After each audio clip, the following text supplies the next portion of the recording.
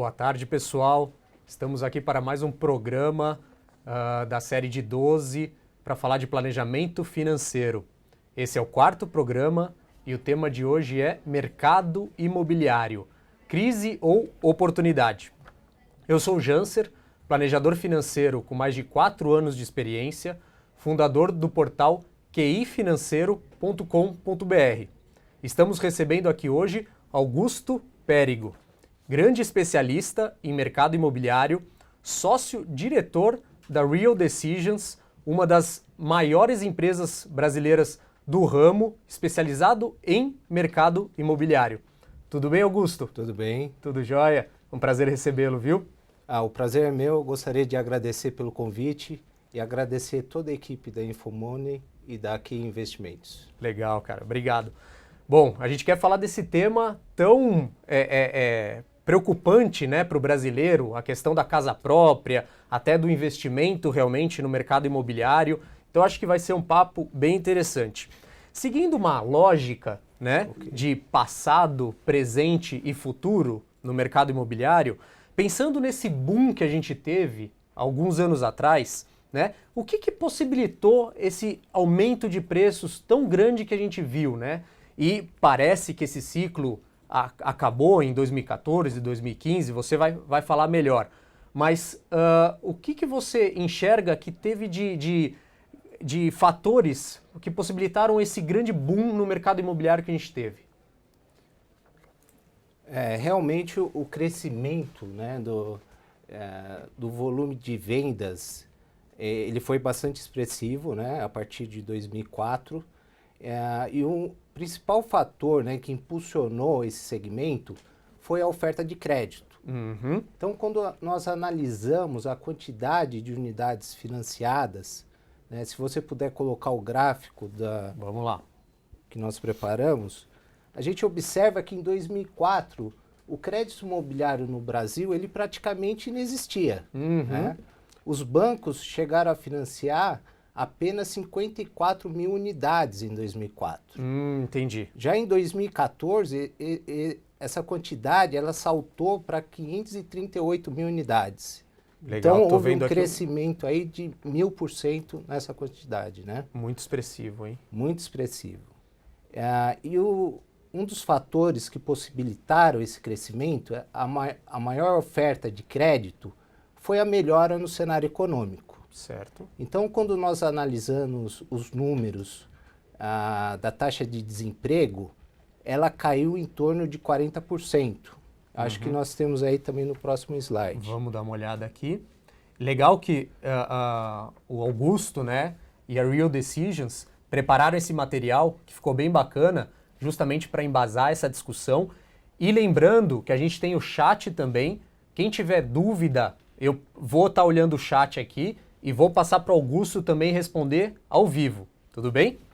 Legal, Augusto. Então, aqui está o gráfico do desemprego, né? É isso. Então, olhando esses principais indicadores, né, que impulsionaram a demanda por moradia, a gente vê que o desemprego no período de 2008 a 2014 ele caiu 40%. Uhum. E a renda média real ela subiu 21%. Então, melhorando a expectativa do consumidor e fazendo com que ele tomasse essa decisão de compra. Então, você está dizendo que menor desemprego, ou seja, mais pessoas com dinheiro no bolso, renda média crescendo e os bancos dando crédito para quem precisasse fazer um financiamento, tudo isso foram os fatores principais que levaram a esse boom imobiliário que a gente teve. Sim. Além disso, também foi criado todo um arcabouço jurídico, tá? Em 2004 foi criado o patrimônio de afetação. Eu não sei se vocês lembram do caso Incol, era a maior construtora da década de 90. Ela quebrou em 1999 e deixou milhares de unidades sem ser construídas e serem entregues, prejudicando vários consumidores. Até traumatizando talvez muita gente. Até traumatizando, né? Os bancos, eles tinham o risco também, porque suas garantias não eram realizadas, e o comprador corria esse risco da falência do incorporador ou dele não aplicar os recursos no empreendimento, né, que estava sendo comprado.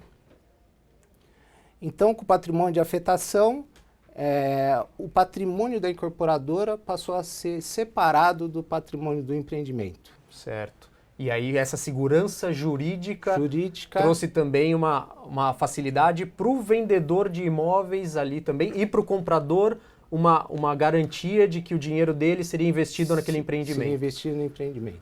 Muito bacana. E agora, Augusto, qual que é o cenário atual? Então a gente veio desse cenário que foi muito benigno para o mercado imobiliário, né? Então a gente ouve histórias, pessoas que compraram seu imóvel em 2008, 2009, falando que ganharam muito dinheiro, né? Teve uma valorização muito grande desse imóvel. Mas e agora? Como é que está esse cenário hoje? Então a gente vive essa grande crise política, números de desemprego agora aumentando, que eu vi que é uma das variáveis que você trouxe também para a gente ver. Qual que é o cenário hoje para esse mercado imobiliário? Tá, eu vou responder essa pergunta, mas eu só queria complementar mais alguns pontos que foram implantados no passado e o que ocasionou aquele aumento. Tá bom. Também foi criada pela Lei 9.514 o Sistema Financeiro Imobiliário, que ele veio em complemento ao antigo Sistema Financeiro da Habitação, né? Ele um sistema mais maleável com a SFH e criou também a securitização de recebíveis imobiliários no Brasil. E ele também trouxe a alienação fiduciária de imóveis. Então, com a alienação fiduciária, a retomada do bem, no caso de inadimplência, ela também se tornou mais ágil, né, quando comparada com a hipoteca, que uma retomada poderia demorar 5 anos. Certo. E teve outros fatores também, os cartórios começaram a disponibilizar as informações de forma online, né, então agilizando, né, a análise do imóvel que é tomado em garantia pelos bancos. Então a conjugação da melhora do cenário econômico com mais esse arcabouço jurídico, legal, trouxe mais segurança para os bancos, eles conseguiram diminuir as taxas de juros. Né? Aí, respondendo à sua pergunta, nós estamos vivenciando uma piora na taxa de desemprego. Né? Então, a taxa de desemprego ela já caiu em 2015.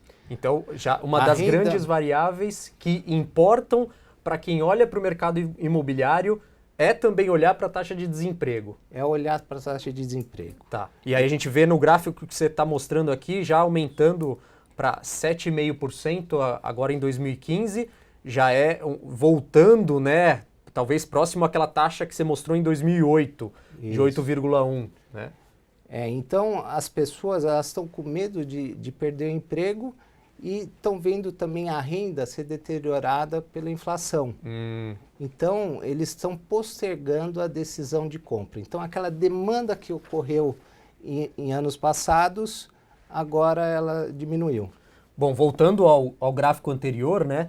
Agora analisando esses números de 2014 para 2015, dá para a gente ver essa queda do número de unidades financiadas aqui em torno de 27%. 27%. Né? Então, esse é o resultado que já dá para ver dessas variáveis de desemprego, de renda média do brasileiro, que se deteriorando também refletem diretamente no número de unidades financiadas. No número de unidades financiadas.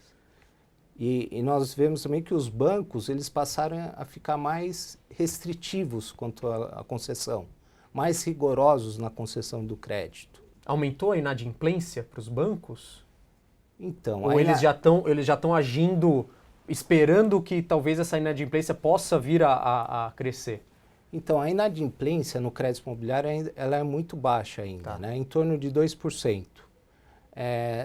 Está ocorrendo uma elevação, mas em patamares saudáveis, né? Tá. Por enquanto, eu acho que a gente não precisa se preocupar mesmo com esses assim, índices. Os bancos estão sendo bem criteriosos para conceder financiamento. Estão sendo bem criteriosos na concessão do crédito imobiliário. Legal. E então, hoje a gente está num cenário, né? Dá para ver que o número de unidades financiadas está caindo, mas a minha impressão, e aí talvez você tenha dados para ajudar nisso, a minha impressão é que o valor do imóvel não caiu tanto. Ou não sei se caiu, mas o que a gente ouvia falar era de uma bolha imobiliária. Realmente essa bolha existe e tem o risco de estourar, e aí de repente, de uma hora para outra, a gente vê os preços dos imóveis caindo abruptamente, ou não? A gente não está numa situação de bolha imobiliária? Na realidade, o preço dos imóveis ele aumentou, mas em função de uma demanda real de novas habitações, né? No Brasil, ainda nós temos um déficit habitacional muito alto e anualmente surgem novas demandas por novas unidades.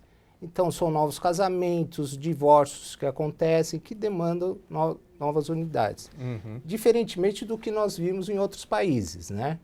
Então, aqui existe uma demanda real por imóveis, não é uma demanda artificial, né? Tá. Que nem nos Estados Unidos, nós vimos que tinha uma demanda especulativa, né? Então, investidores querendo ganhar no curto prazo, tanto na compra e venda de imóveis, quanto na compra e venda de títulos, né? E, além disso, foram concedidos créditos no subprime para pessoas que não tinham histórico de crédito ou histórico de inadimplência. E nós observamos também que lá eles concediam financiamentos com as prestações iniciais mais baixas.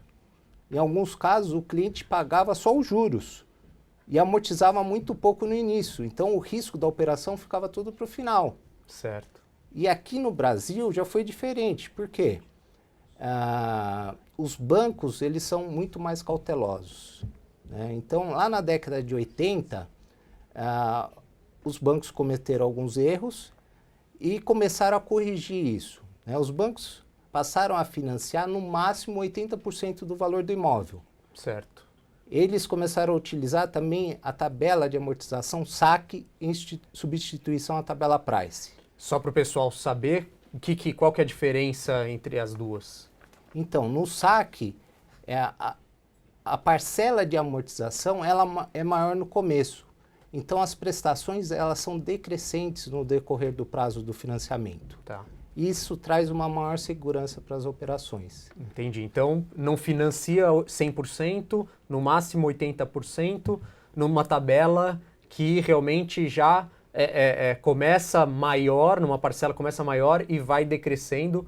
Portanto, a pessoa se compromete desde o começo a ir amortizando aquela parte do capital, diferente dos Estados Unidos, que você falou que nem amortização tinha, era só para pagar juros, né? Para pagar juros.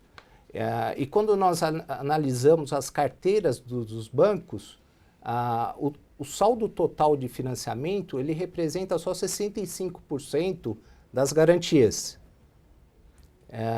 E como nós falamos, a taxa de inadimplência também é muito baixa. Uhum. Então a gente não precisa também ficar preocupado de estar vivendo aquela mesma situação que os Estados Unidos passou em 2008, porque não é o caso. O nosso mercado Sim. imobiliário é muito diferente do mercado imobiliário americano. A gente tem outros tipos de dispositivos de segurança, se podemos pensar assim, né? Em questão a volume de financiamento do imóvel não chegar a 100%, da amortização, né, sempre ali presente. Então, não temos essa mesma preocupação de um estouro de uma bolha como aconteceu nos Estados Unidos. Não, eu diria que a carteira de financiamento dos bancos são bem mais saudáveis do que nós assistimos nesse país. Ótimo. Agora, sabendo então que a gente não vive uma bolha, mas por outro lado, a gente vive um mercado que está em queda, né? Quais são as perspectivas daqui para frente? Será que os preços vão cair, né? Quem tem imóvel, né, vai ter que vender mais barato? Como que você vê em relação àquelas variáveis que a gente estava vendo que são importantes para o mercado imobiliário? Como é que você enxerga a evolução dessas variáveis para a gente traçar umas alguma perspectiva nos próximos anos do mercado imobiliário? Então, quando você analisa esses números atualmente, a gente vê que ocorreu uma piora no emprego, na renda. Então, o consumidor está mais cauteloso para fazer essa compra. Uhum. Nós temos clientes na Real Decision que eles já estão com o crédito aprovado, mas eles não concretizaram a operação de compra, né, do imóvel, porque eles estão vendo o seu salário deteriorar e estão com medo da perca do emprego. Um outro fator que a gente precisa olhar quando olha o volume de crédito é o funding, ou seja, o principal recurso hoje para o mercado imobiliário é a poupança. Certo. E a poupança, ela vem sofrendo saques consecutivos. Então, no ano de 2005, já ocorreu 45 bilhões 2015. saques superiores aos depósitos em 45 bilhões em 2015. Puxa, estou vendo o gráfico aqui também que você preparou para a gente, né? Dá para perceber um salto negativo assim muito grande, né? Muito grande. E a poupança, pelo que você falou também, é o principal, vamos dizer assim, bolsão que os bancos têm de dinheiro para emprestar para o financiamento imobiliário. É isso? É isso. Então, com menos crédito, eles vão ficar mais restritivos e já estão mais restritivos. Já dá para perceber que isso está acontecendo. Já dá para perceber que está acontecendo. Tá. Do outro lado, quando nós olhamos o volume de lançamentos, em 2015, a nossa projeção é que o mercado lance 18 mil unidades. Em 2015, 18 mil. 18 mil unidades. Aí, quando nós olharmos os anos que apresentaram maior elevação no número de lançamentos, que foi de 2007 a 2011, certo, a média de lançamentos era de 36 mil unidades. Então, por ano? Por ano. Então, o mercado ele está produzindo 50% do que ele produzia no passado. Puxa. E olhando esse período de maior volume de lançamentos. Então, além dos bancos estarem mais restritivos no crédito, também a gente tem um número de lançamentos muito menor, praticamente metade do que a gente via nos anos anteriores que a gente teve de boom imobiliário. Isso, para ajustar a oferta à demanda atual, né, com essa crise, e porque o volume de recursos também está bem mais baixo. E aí, quais são as perspectivas mesmo? O que a gente vai ver de reflexo de tudo isso no mercado imobiliário em relação a preços desses novos lançamentos? Será que eles vão vir mais baixos, com um preço mais baixo do que os anteriores? Ou não? O que dá para perceber dessas variáveis que vai refletir no dia a dia mesmo de quem está pensando em investir em imóveis ou quem tem seu imóvel?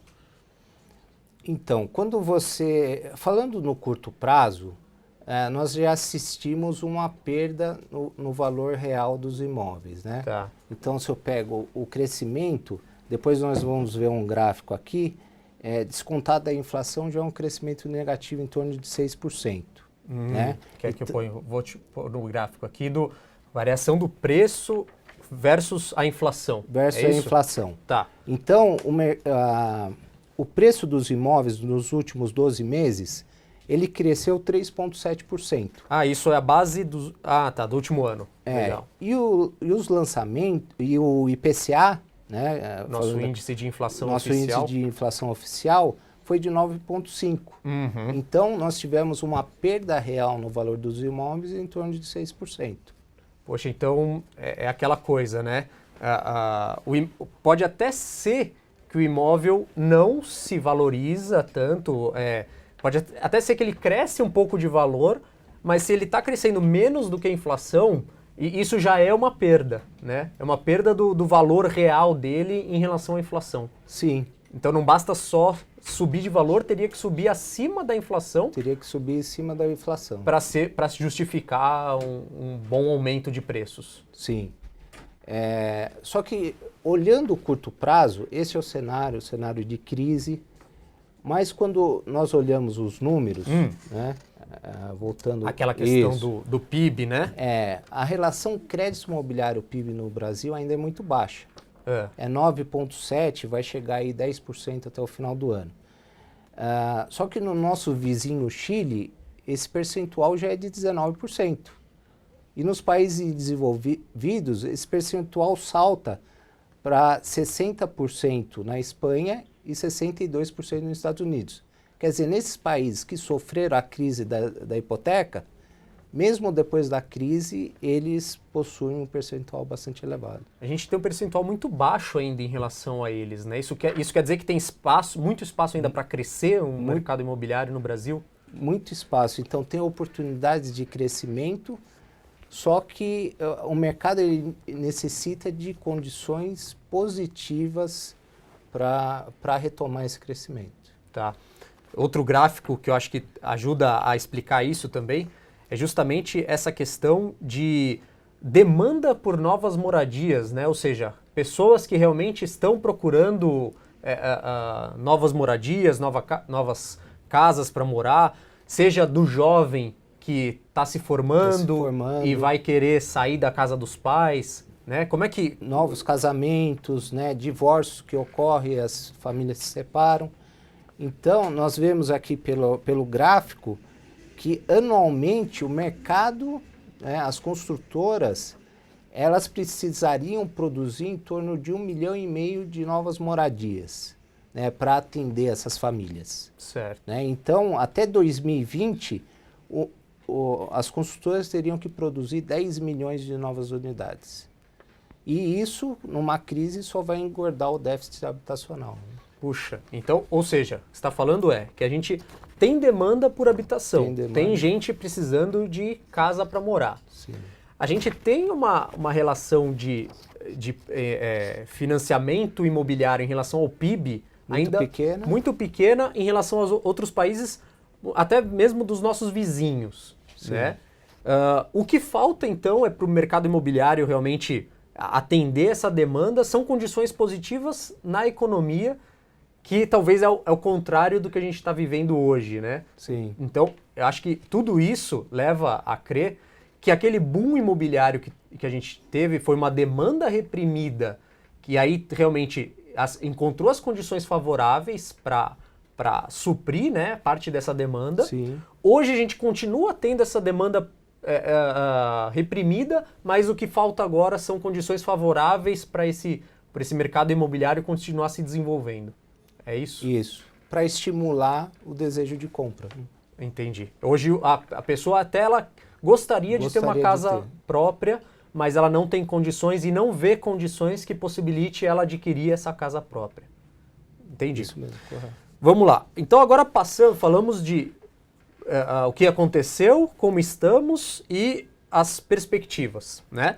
Falando para quem de imóvel para moradia, para quem ainda não tem o seu imóvel próprio. Esse seria o momento de comprar, então pensando em moradia, a pessoa quer morar. Esse seria o momento de comprar ou ela deveria pensar em continuar com o aluguel? Tá, para tomar essa decisão, acho que o cliente ele tem que analisar alguns fatores. Primeiro é o perfil dele, depois a necessidade momentânea que ele possui. E também analisar o desejo dele em formar um patrimônio.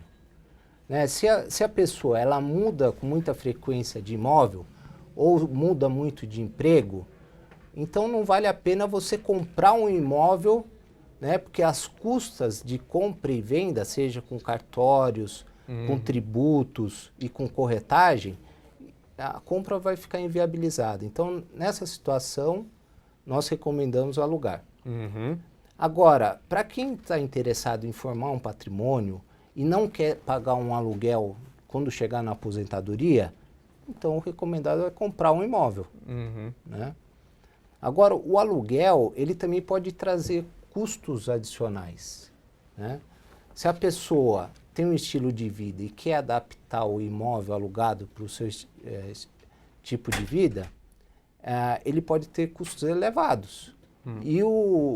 E o proprietário do imóvel, ele pode exigir que aquele imóvel seja entregue nas mesmas condições que foram alugadas. Uhum, sim. Então, o custo pode ser bastante elevado. Então, isso deve ser levado em conta. Não olhar só a prestação versus o valor do financiamento, né? Você tem que ver os custos adicionais, né, que tem no aluguel e numa compra, considerar que o aluguel ele também é reajustado pelo IGPM, né? Se você ficar no curto prazo alugando, só ficar 2 anos no imóvel, pode ser que o proprietário reajuste o preço. Reajustou o preço, eu me mudo. Né? Mas quem quer ficar no longo prazo no aluguel, ele vai ter esse imóvel reajustado, o proprietário pode querer atualizar esse imóvel e essa condição tem que ser levada em consideração. E até reforçando isso que você está falando, a gente viu o IPCA, né? É um índice de inflação que está muito alto. Normalmente, os aluguéis são reajustados pelo IGPM, que tende também a ser tão alto quanto a gente... Hoje ele não está nesse patamar, está em torno de 8%, se eu não me engano, né? Mesmo assim, é um patamar alto e você vê todo ano o seu aluguel ali, hoje, nas condições atuais, sendo reajustado em 8%. É um valor bem alto, né? Que impacta bastante no orçamento. Sim. Né? Então, eu acho que tem que ser levado em consideração a valorização do imóvel, né? A gente pode considerar que nos próximos 2 anos não vai ter aumento no preço do imóvel. Certo. Mas num prazo de 10, 20 anos, com certeza vai ocorrer essa valorização. Tá. E o aluguel também. Um outro ponto, né, que às vezes eu não vejo as pessoas colocarem na conta, é o custo do capital da compra.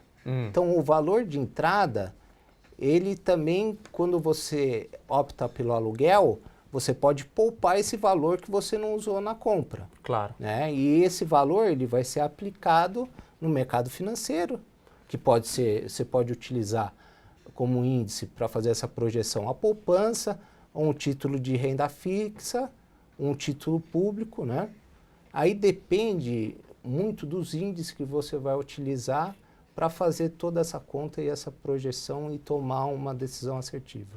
Legal. Então, quem está pensando em financiar um imóvel, comprar um imóvel, tem que pensar numa formação de capital, uma formação de patrimônio mesmo. Sim. Então, essa pessoa não vai olhar só para as condições atuais de mercado. Sim. Ela vai olhar daqui 10, 20 anos aquele patrimônio que ela está construindo. Sim, sim. Então, para esse caso, faz sentido entrar num financiamento, comprar, independente das condições atuais, pensando no longuíssimo prazo, né? Sim. Ou a alternativa do aluguel, para quem realmente talvez queira uma flexibilidade maior de morar por 2 anos num lugar, depois morar 2 anos em outro lugar, né? E aí ainda talvez esteja no início de carreira e tudo mais. Talvez o aluguel, não tendo essa estratégia ainda de formação de patrimônio de longuíssimo prazo, pode ser melhor nesse momento de decisão. Sim. Entendi. Agora, pensando na pessoa, então, nessa pessoa que a gente comentou, que está pensando em uma formação de patrimônio, né? Tá. A Patrícia fez uma pergunta no chat aqui, tá? E aí ela está falando justamente isso, pensando nessa formação de patrimônio, né? O que seria melhor? Pagar ele à vista ou financiado? Então, para responder essa pergunta dela, vamos imaginar que a Patrícia está nesse momento de formação de patrimônio de longuíssimo prazo, ela tem condições reais, de pagar esse imóvel à vista.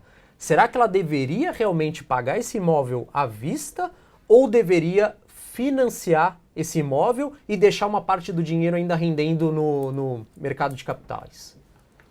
Eu diria o seguinte, nesse momento de incertezas e também considerando que o mercado financeiro ele está pagando taxas elevadas, né, com o aumento da taxa Selic e tudo mais, seria interessante ela ter um colchão, né? Certo. Então, talvez não usar 100%, ou usar 50% do valor que ela tem para uma aplicação financeira e os outros 50% ela entraria com financiamento. né? Certo. Daí ela teria um colchão para eventuais despesas que ela tenha e também contratempos que ela pode ter, né? Mas então faz sentido, sentido. Você não pagar à vista. Não pagar à vista. Você realmente financiar talvez 50%, né? Foi o exemplo que você usou, e os outros 50% deixar como colchão de segurança, né? Mas além disso, que ele também fique tendo a rentabilidade que hoje está grande com os juros que a gente vê na renda fixa, né? Agora, o momento dessa tomada de decisão pode afetar ela, né? Porque nós estamos assistindo ao aumento das taxas de juros. Uhum. E as taxas do financiamento imobiliário também estão aumentando. Tá. Então, tem um limite aí a ser considerado para essa tomada de decisão. Puxa, então, hoje em dia, fazer financiamento está mais caro do que meses anteriores. Aquela taxa de juros que a gente ouve falar que está subindo também afeta o mercado de financiamento imobiliário. Sim. Financiar o imóvel está ficando mais caro também. Está ficando mais caro também. E para quem resolve financiar esse imóvel, né? Mesmo a Patrícia, se ela tivesse condição de pagar à vista, mas ela mesmo assim resolve financiar, quais seriam os cuidados que alguém deve ter para financiar um imóvel? Tá, a minha dica é o seguinte, antes de começar a procurar o imóvel, a pessoa já submeteu uma análise de crédito nos bancos. Ok. Porque hoje é possível você pedir uma carta de crédito para o banco.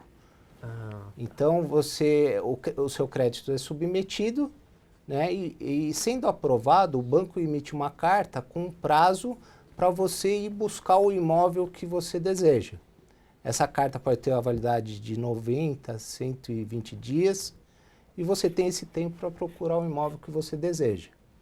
Isso diminui o risco de você assinar um contrato, um compromisso de compra e venda que seja, e depois ser penalizado se o crédito não sair. Depois, quando é feita a análise de crédito, o banco ele exige também vários documentos para a operação, porque o processo ainda é burocrático, né? Ele é. São valores elevados, então o banco exige vários documentos. A recomendação é que a pessoa tenha um especialista para buscar esses documentos, fazer uma pré-análise, porque as indas e vindas até o cartório, e se você não apresentar de uma forma assertiva a proposta no banco, esse processo ele pode demorar muito. Vocês fazem isso na Real Decisions? Nós fazemos isso, nós analisamos o perfil do cliente, analisamos qual o banco que tem as melhores taxas e condições e que se encaixam e que aprovariam o cliente com o perfil que ele possui. Então, nós fazemos uma apresentação mais assertiva dessa proposta nos bancos. Puxa, que legal. Então, acho que você trouxe algumas informações interessantes. Primeiro, que a pessoa não tem que estar já com o imóvel escolhido para buscar um financiamento. Ela pode buscar já uma carta de crédito, então já passar realmente essa fase burocrática, talvez até contar com a ajuda de vocês para conseguir isso, e aí já vai buscar um imóvel com uma carta de crédito na mão. Acho que até facilita para você negociar com o vendedor também, né? Eu já tô com essa carta de crédito na mão, eu vou financiar parte do imóvel, mas eu já tenho o crédito aqui, então vai ser uma coisa rápida, né? Acho que isso facilita na negociação, inclusive, com o vendedor. Sim, e se esse vendedor for uma incorporadora, fica mais fácil essa negociação. E nesse momento, as incorporadoras elas estão fazendo campanhas, dando desconto, bônus para o comprador. Então, mesmo no momento de crise, pode ser que você tenha oportunidades. Nós temos clientes que eles conseguiram 30% de desconto. Uhum. Né? Então, o incorporador está dando de desconto 20% a 30% de desconto para quem comprar o imóvel, porque eles estão com estoque muito alto e eles precisam dessa realização de caixa. Legal. Aqui, aproveitando, o pessoal da Real Decisions fez um material complementar também, que todo mundo pode fazer download. tá no www.quifinanceiro.com.br/material_imóveis, tá? Então eles prepararam um material muito bacana, um PDF, com dicas na hora de comprar e na hora de financiar um imóvel. Então, como a gente já estava falando desse assunto, acho legal, vocês deixaram disponível esse material, acho que vai ser bem legal. Agora, uma pergunta bem prática, assim, se eu estou pagando um aluguel, né, e quero financiar uma parte, quanto que eu teria que dar de entrada para esse valor que eu estou pagando de aluguel, por exemplo, num imóvel de R$400 mil, estou pagando 2 mil de aluguel. Quanto que eu teria que dar de entrada num financiamento para ter o mesmo imóvel, mas que a parcela desse financiamento fosse igual ou menor do que esses 2 mil reais? Eu diria que em torno de 40% do valor do imóvel seria dar de entrada. Então você teria mais ou menos uma prestação do financiamento igualada com a prestação do aluguel. Poxa, então, quem mora hoje de aluguel, mas pensa em ter a casa própria, né? Eu acho que esse número é interessante para diminuir aquele impacto no orçamento. Sim. Se a pessoa consegue juntar 40% do valor do imóvel para dar de entrada, ela não vai ter grande impacto no orçamento, porque o valor da parcela do financiamento vai estar equivalente com o que ela já estava gastando de aluguel. Sem dizer que o valor da prestação, né, no saque, ela é decrescente. Boa. Então ela começaria a pagar aí R$2 mil. Em torno de 2 mil. Em torno de 2 mil, e essa prestação ela vai caindo. E não vai ter mais o reajuste do IGPM no aluguel. No aluguel. Puxa, legal. Agora, a gente falou de imóvel para moradia. Pensando agora de imóvel para investimento. E aí é interessante, né? Eu, como planejador financeiro, escuto muitas pessoas falando, não, imóvel é a coisa melhor para investir porque não tem risco, né? Você está investindo em tijolo, na casa, você consegue ver a casa ali que você está comprando. Enquanto o investimento no banco, você não está vendo aquele investimento, o seu dinheiro pode sumir, né? Então o brasileiro ainda carrega essa cultura, essa herança de acreditar que investir em imóveis não tem risco. E aí, eu volto essa pergunta para você. Investir em imóveis tem risco ou não?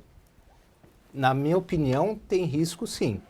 Né? E os riscos, eles são diferentes para o imóvel na planta ou imóvel pronto. Eles são diferentes.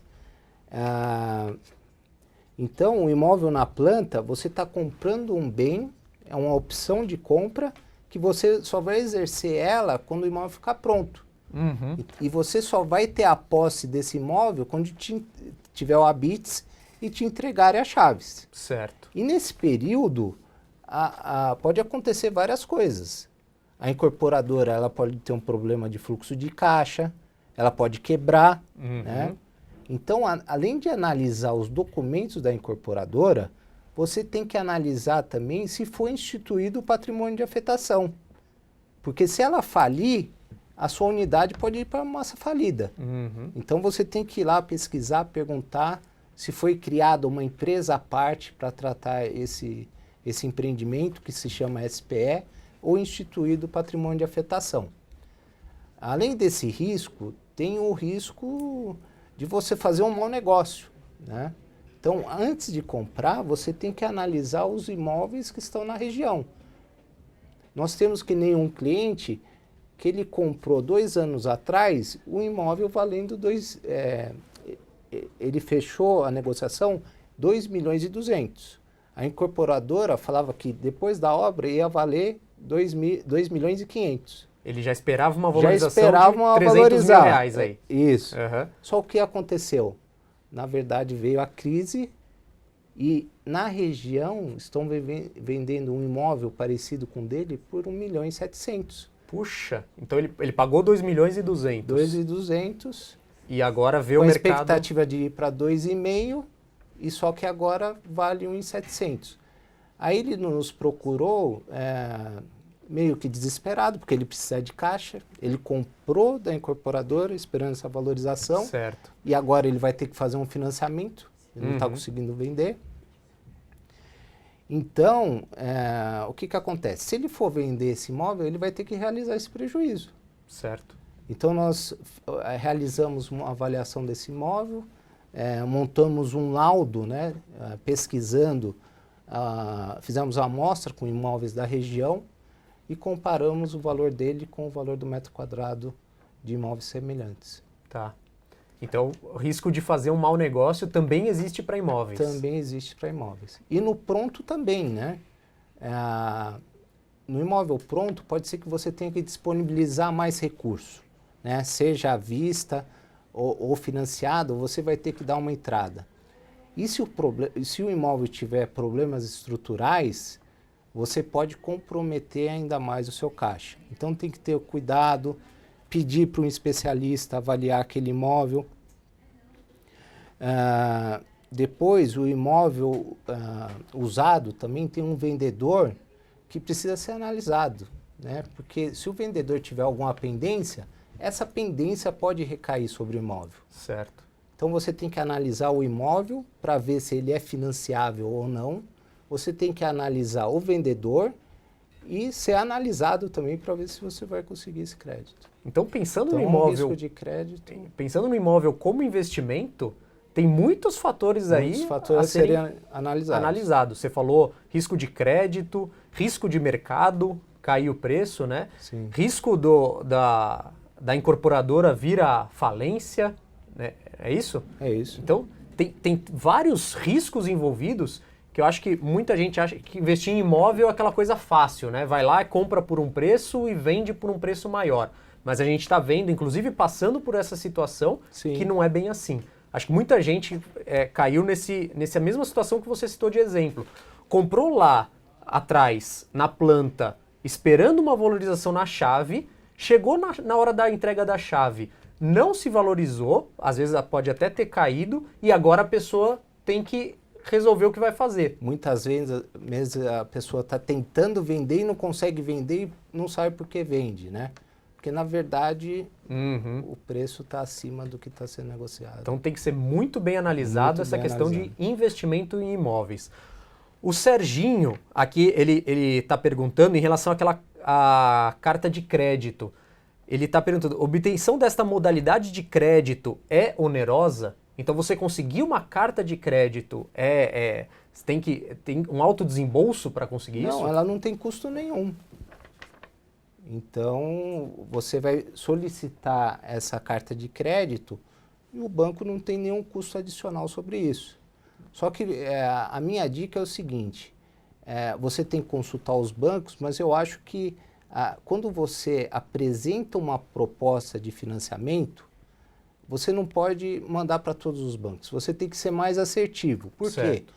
Quando o banco te consulta, fica ali um registro de passagem.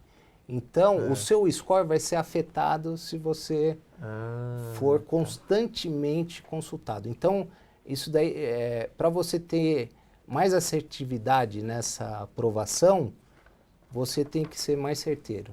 Um banco que trabalha com seu perfil.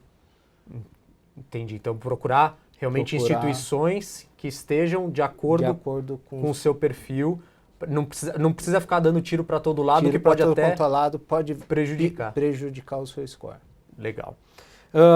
E aí, Augusto, a gente está falando que os preços dos imóveis estão se depreciando. No meio dessa crise, é possível, então, achar oportunidades? Porque é aquela coisa, né? No meio de uma crise, todo mundo se desespera e aí é 8 ou 80. Quando está o boom imobiliário, vai todo mundo para lá. Quando está na crise, sai fora todo mundo.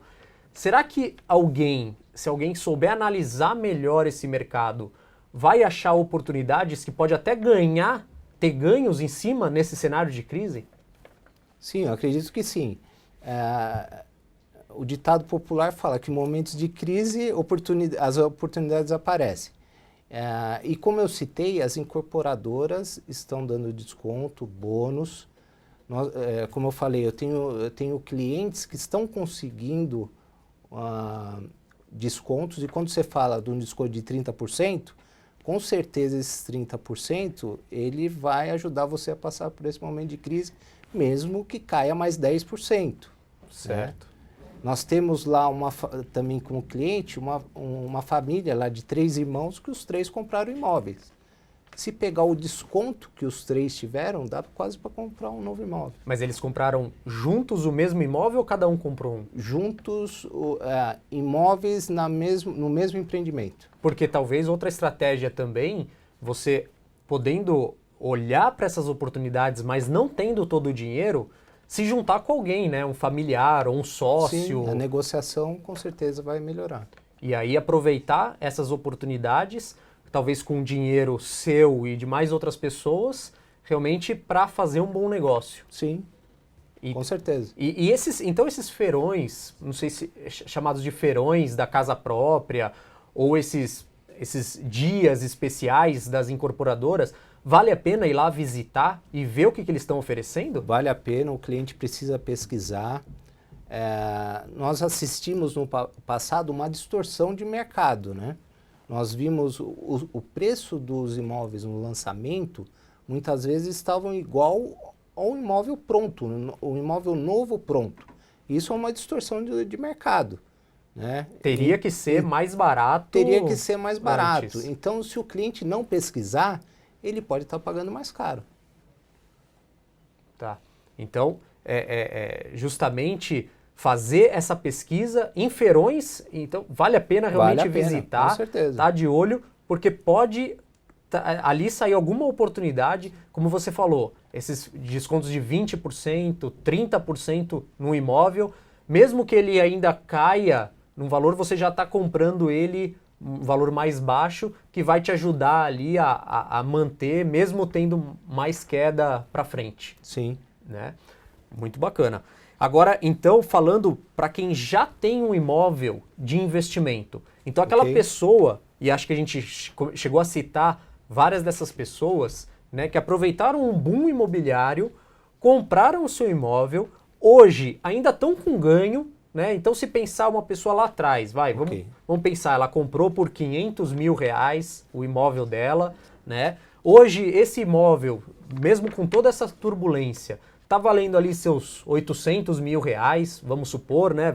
Porque ela teve um ganho considerável nesse imóvel. Só que agora, né? O que ela vai fazer com esse imóvel? Qual que seria esse melhor momento? Seria ela tentar vender, né? Ou alugar esse imóvel? Então, com certeza não seria bom ela deixar esse imóvel parado, porque o imóvel parado vai ter custas, né? Vender nesse momento é um momento de baixa, né? Mesmo que ela vai oferir um ganho, porque ela comprou lá na alta, esse é um momento de baixa. Então ela vai ter um pouco mais de dificuldade para vender. Eu sugeriria ela tentar alugar esse imóvel. Alugar melhor. Alugar é melhor. Tá. Mas aí depende da região, né? Tem regiões que a desvalorização não foi tão alta, né? O aluguel, na média, a gente vê aí em torno de 0,5%, 0,4% do valor do imóvel, por cento sobre o valor do imóvel. Mas tem regiões que esse percentual é mais alto. Então, acho que tem que ser analisado também a região, ver como está a oferta, né, de imóveis para venda e para locação. Né? Então, acho que tem outros fatores aí para serem analisados. Tá. Então, mas com certeza a melhor opção não é deixar esse imóvel parado. Então, quem for vender hoje um imóvel, né, acho que pelo que você está falando, hoje tentar vender um imóvel é vender na baixa. Na baixa. Então, talvez se tiver condições de esperar... De esperar um pouco mais para ver as condições econômicas. E até seria deixar alugado. Bastante prudente. Talvez deixar alugado também, ao invés de vender. Sim. Então, talvez a estratégia hoje, para quem já tem o seu imóvel de investimento, seria colocar ele para alugar, talvez não vender nesse momento onde está todo mundo desesperado, né, para vender e tudo mais. E aí o poder todo está na mão do comprador. Né? Sim. Hoje o poder está na mão do comprador, não tem discussão. Dizem que o mercado é vendedor, né? Não é comprador. Então, Tá. Então, e aí provavelmente para vender vai ter condições muito, muito ruins, né? Que aí seria a minha próxima pergunta. Imagina que a pessoa tem esse imóvel, né? E ela não está conseguindo vender nem alugar. Tem alguma estratégia que ela pode fazer em relação a esse patrimônio que está ali parado? O que ela faz com esse patrimônio? Como eu disse, primeiro ela tem que fazer uma avaliação, né, da oferta que ela está fazendo para o mercado. Uhum. Se ela não consegue vender, será que o preço está fora do mercado? Tá. Se estiver fora, ele precisa ser ajustado, Tá. seja para venda ou para locação. Tá. Então não vai ter jeito, vai ter que mexer no preço, você acha, nessa situação? No momento atual, vai ter que ser mexer no preço. Então, se a pessoa tem esse imóvel que ela usa de investimento, esse imóvel está parado, talvez não tenha outro jeito, vai ter que abaixar o preço de novo, né? Depende muito da necessidade de caixa que a pessoa tenha, se ela está precisando de dinheiro ou não. Uhum. Então, esses fatores têm que ser ponderados, né? Então, até talvez ter uma maior flexibilidade no aluguel, né? Sim. Já que a gente está falando de manter aquele imóvel por mais um tempo para baixar, para sair dessa baixa, né, que a gente está vivendo, talvez ser mais flexível no aluguel, Sim. alugar mais baixo, pelo menos o inquilino vai pagar IPTU, vai pagar condomínio para essa pessoa, né? E ela não vai ter aquele patrimônio dela parado para depois chegar em uma situação melhor e ela conseguir negociar melhor isso. Nós temos alguns clientes que são investidores e eles estão adotando essa estratégia para não ficar com o imóvel parado. Uhum. Eles estão aceitando proposta com valores mais baixos e evitando as despesas que tem do imóvel parado. Né? Então você acha que essa hoje Sim. é a melhor estratégia para Sim. quem tem o seu patrimônio em imóveis e está passando por essa situação? Sim, e não se desesperar, né? Porque se quiser vender no curto prazo, vai ter que vender por um valor de liquidez forçada. Entendi. Pessoal, estamos finalizando mais esse programa. Eu acho que foi um bate-papo muito interessante, muito bom. Eu adorei aquilo. Algumas ideias aqui sobre essa dúvida que todo mundo tem, né? Todo mundo precisa de um lugar para morar. Sim. Então, e ver tudo isso acontecendo, né? O que vai ser daqui para frente? Então, acho que isso deu uma luz. Lembrando, tem um material para download que o pessoal da Real Decisions deixou disponível, dando dicas para comprar ou financiar o imóvel. Link é qifinanceiro.com.br/material_imóveis. Augusto, quer fazer alguma consideração final? Alguma coisa em relação ao tema? Que vocês estejam vendo em relação aos clientes de vocês? O que vocês podem deixar de mensagem final aí para quem está vendo a gente? Bom, eu queria agradecer, né, a participação de todos e deixar o recado que o mercado tem oportunidades. Né, analisar aí com calma, né? Acho que as pessoas podem fazer bons negócios no mercado imobiliário. Então não é só olhar para a crise, mas é também perceber que tem oportunidades aí no meio. E vocês estão justamente vendo isso, Sim. Acompanhando clientes, conseguindo navegar oportunidades, enquanto todo mundo está preocupado com a crise. Sim. Quem precisa vender está jogando o preço lá embaixo, né? Vai estar tendo que jogar o preço lá embaixo. Quem tem dinheiro para comprar pode estar aproveitando então condições que não seriam possíveis há alguns meses atrás. Sim. Não é isso? É isso. Obrigado, viu, Augusto? Obrigado Muito você bacana. pelo convite. Adorei participar do programa aqui. Obrigado. Pessoal, então é isso. Obrigado por ter acompanhado a gente até aqui. Lembrando que terça-feira que vem a gente tem mais um programa para falar do seu planejamento financeiro. Até lá. Tchau, tchau.